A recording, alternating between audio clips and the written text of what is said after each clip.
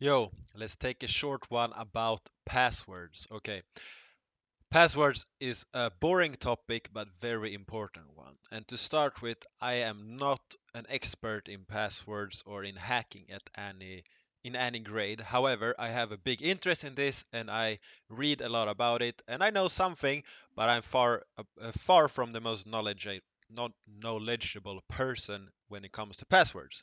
With that said, if you think that I know more about this than you do, that means that you have a lot to learn as well.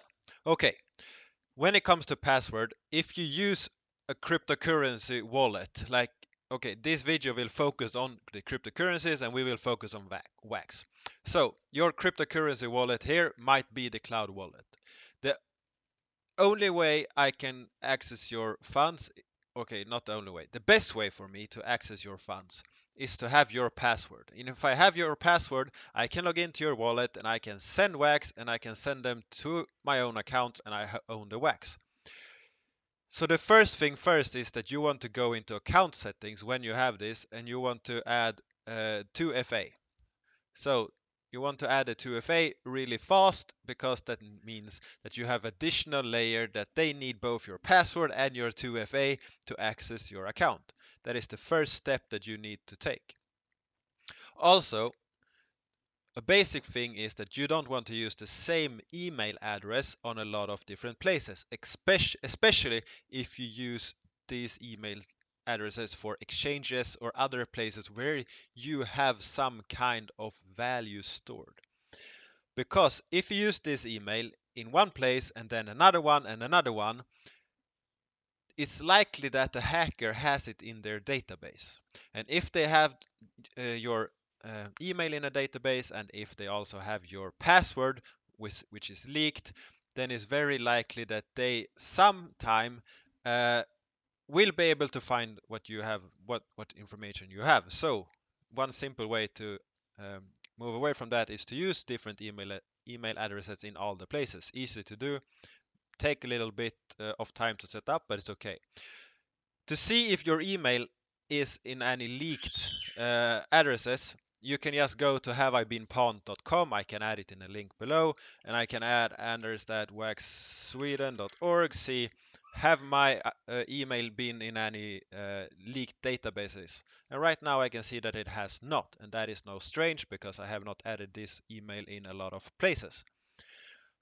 If I add an email that is more commonly used, uh, you will be able to find that it's very likely that it has been in one hack before. Uh, Hacks are very, very common, and if I go here, these are database breaches. I can increase the size of this so you can see it a bit better. Uh, from Yahoo, 300 million, yeah, 300 million accounts has been leaked. That's from one place. And then we have a lot of these, and we have a lot of other places with smaller one. Sometimes it's a leaked email and a hash of a password. Sometimes it's the leaked email and the password. Sometimes it's only the email. Sometimes it's other information as well. So what I want to say with this is that it's very likely that your email has been leaked sometime and it potentially has been leaked with your password or a hash with your password. And if it has been leaked with the hash, they don't go to the website to try to break into your account. They take the hash and try to break the hash in their computer, and they can do a lot of attempts very quickly. So a basic computer at home, a desktop computer, can do up to uh, easily do 10,000 tries on a password per second. So in just 1 second, they have tried 10,000 passwords to get into your account to see if they find the correct password. And most hackers also have a botnet, which is they have a Trojan on a lot of computers. They can use that computer, maybe your computer, they can use that to do small tasks for them. Maybe all these computers are not capable of doing 10,000 password cracks per second, say 1,000, but the average botnet is about 100,000 computers. So that is at least 100,000 password tries per second from a simple botnet and is potentially a lot more. These are just figures, but it gives you some kind of idea that it's very easy to find these ways to hack your hashes to find your password. So to make this harder for them, you need to have different emails on different places. You need to have different password on different places, and you need to have strong password because that means it's more difficult to crack your password than it is for someone else. If you have a small password like 5 letters or something, it's likely cracked in just a matter of seconds or minutes. The longer password it is, the harder it is to crack. However, when they do this, they try the first letter and with numbers, letters, symbols, and they try it. Okay, it didn't work. Then add another one, and they do it again, and then add a third one, and they try all different options. Pretty soon, the longer you have, it will be very hard to try everything all the way. What they also do is they have lists of leaked passwords, and they try these passwords on new passwords. And it's very likely that the password you are using have been used somewhere else, so they will try that as one key. Is this password used before? Yes. And then they have your password. They can now go into your account. The same goes for adding a dictionary. So they can add words, they can add names, they can add different languages in these dictionaries, and then they take the word as one key.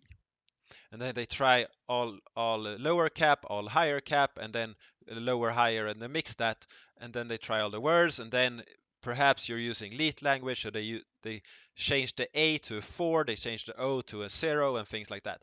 And this goes in. Okay, we have 100,000 to 1 million tries per second. It goes pretty fast to test these 50,000 words in different combinations. So if we take this simple, I will just show you how fast it goes for this guy. This computer has 4 good graphic cards. It's a server. It has 4 graphic cards. They use the graphic cards because they crack the algorithms pretty fast. In this video, he will show how fast he can crack hashes. So he has a dictionary. He has these old passwords that has been used before, and he runs them to this dictionary just to see how fast he can add. And each line that come up on this screen, each line is a cracked password from a list of leaked passwords. So this is how fast it will go. So I just start this, and it starts to load, and this is passwords. So the list you saw that came there, that is password that he just cracked. That's how easy it is for him to do that.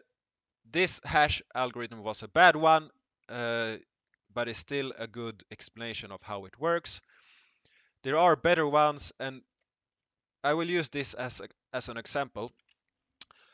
This could be seen as a very good password because it is very long, it has a lot of words. However, it's very easy for them to also use different type of combination of words, sentences, lyrics, and stuff like that. So if you have that as your password, it is a bad password. However, here I have 4 different places where I can check a password and see if it's a strong one.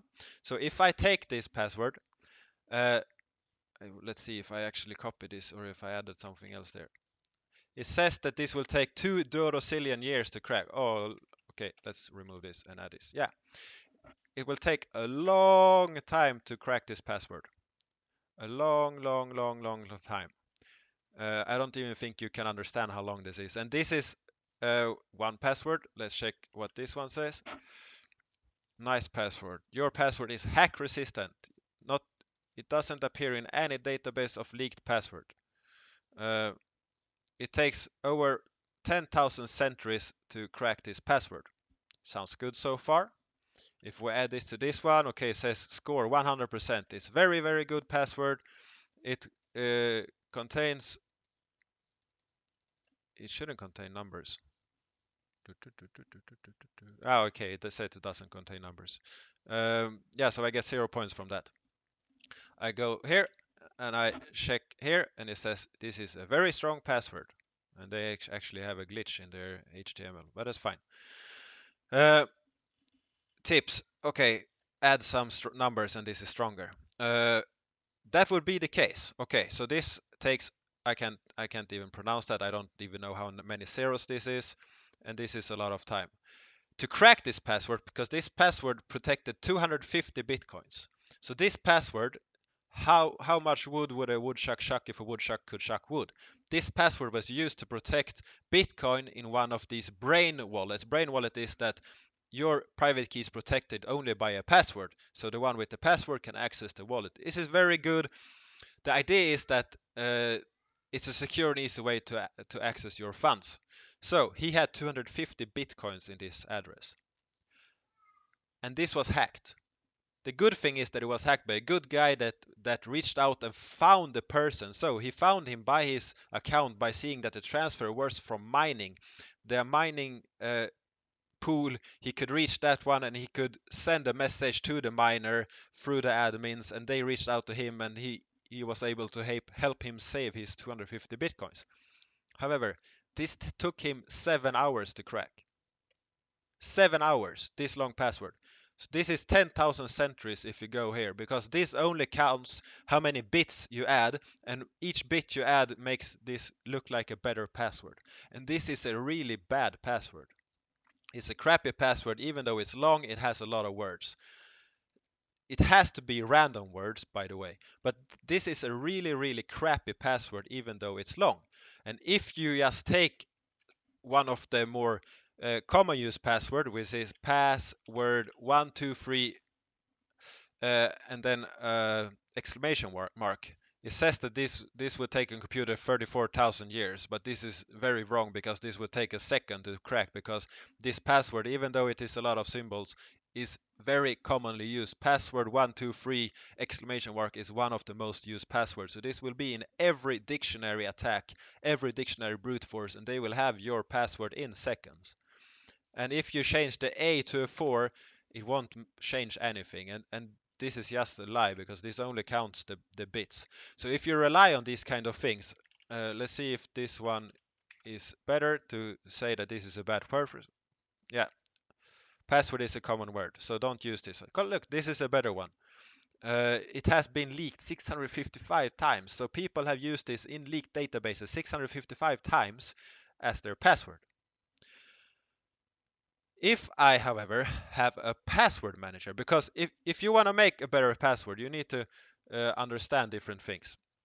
A good password could be that you have multiple words. The best thing is to have, you need a password that is easily rememberable, at least one password, because if you use a password manager like the one I have here, I will show that later, then you will still need one good password to access this.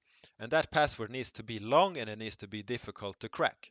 Uh, so if I just type different passwords, let's do this. This is a password. They will say that this is a longer password. Yeah, very, very secure password. If I just change these to different numbers, it doesn't change. It's just as bad password as it was before. If I remove the spaces, it's the same thing. It's just as bad of a password as it was before. If I add symbols at the end of the words, it's pretty much just as bad of a password as it was before. If I start to break up the words, however, with different symbols, then it starts to become a little bit better password, but it's also more difficult to remember for you. Uh, but it's a better way to do this. And you shouldn't have a meaning that is your password. You should have random words if you use the word way of making a simple, good password. The better way is just to add random numbers and letters like this, because this is actually harder to break than all the passwords I've shown so far. And that is because the order is random. They have to break each one of these, especially if I start to do this, because then they have to try every possibility on this one, every one on this one, every one on this one. All the words, the dictionaries, the other used passwords, they will fail on this one. So they have to brute force each individual character in here. So they have to try this one, and they don't get, yeah, this is correct. They have to try the entire password. It will fail, fail, fail, fail, fail. So they need to guess that this is it is this long, and it is exactly this combination of letters. So if I also add some symbols here, it makes it even stronger. So this is a better password, but it might be hard to remember, especially if you are supposed to have different password on all places, which you should have. So what you do is you use a password manager. A password manager is a place where you can save your passwords. Usually you can also generate passwords. So here I can generate different length of passwords, and I just want this one to be 39 symbols, and I want this to have characters, numbers, and small and big letters. Okay, I copy this password, I accept this.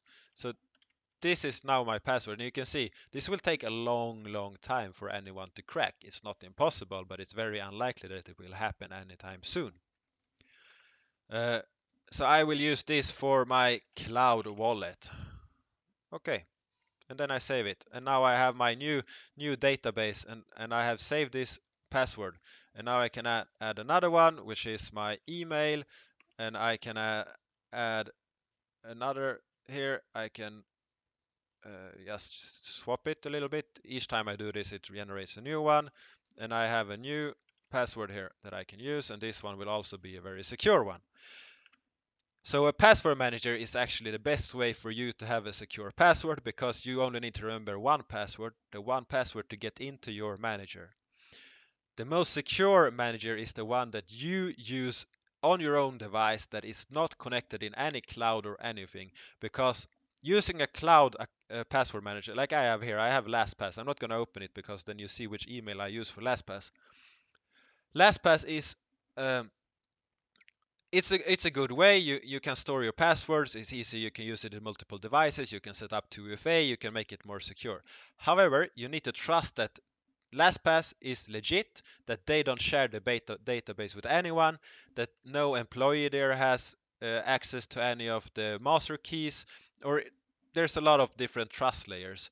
On top of that, if you're a hacker, it's very interesting to try to hack the LastPass database, because it's a honeypot. There's a lot of passwords. There's a lot of users. If you manage to get in there, it's a very good way. Of course, they are aware of this. They make all the precautions, but it's still a honeypot. It's more likely that they will hack that one than they will hack your computer with your password manager. So if you have a password manager like the KeePass, there's a lot of different options. This is open source. You will get a file. That file you need to back up, so you need to save that. If you lose that file, you lost all your passwords and you can't get into your things, which is why it's more secure. It's also why it's more risk, but it's very easy. You open this, you save it, you hit the save, and then you save the new database, and then you have your password stored. This is how you should do it, because if you have your email that has been leaked sometime, you have different emails on different places, you have different password on all places. So even if they get your email, even if they get your password, they can only reach one place, and hopefully you will already have been there and swapped your key. If not, it's only one place. It's better than they get hold of everything that you have. Uh, so to protect your account, keep your password secure, and your private key, if you control your own wallet, if you don't use the cloud wallet, if you use your own wallet, make sure that is secure as well. Use a hardware wallet.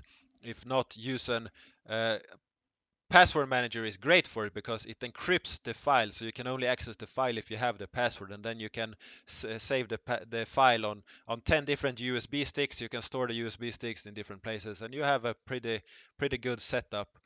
uh, they can still brute force your file, so if your file has a bad password, they can access everything. So to summarize this, make sure your password is strong. Don't be stupid. To learn more about this, I wrote a guide before that is Private Key Management for Dummies on waxsweden.org. You can find this, I will link it below. There's a checklist of things that you shouldn't do to make when you care about your private key, and there's a common ways to lose your private key. It's not only that it's hacked, there's a lot of different malware that looks the correct way. It will probably come a cloud wallet that looks similar to this, where you enter, the login looks the same, but when you do that, you actually give them your password. So when you know, okay, this is the correct address to my cloud wallet, I should save this as a bookmark, and I only use the bookmark to access it, and it reduces that risk. And there are a lot of different ways that you can do this. So if you're interested in this, poke me on Telegram. I'm happy to discuss this more. I'm happy to dig deeper into this, and don't use SMS or email as your 2FA. That is a very important thing, because if they have access to the database, if they have access to the website, they can actually fake this very easily. They can copy your SIM card if they are close to you. They can actually call your SIM, uh, your the company that provides you the SIM card, and they can actually get a new copy of your SIM card. It has been used before to hack cryptocurrency, so it's not just a theory. They have used that to hack people. So don't use your SMS or email as 2FA. Use some kind of authenticator. It's at least one step better. So that's it. And peace out. And please share this with everyone that you think needs to understand how easy it is to hack a password, and that you need to make a strong one and use a password manager. Please.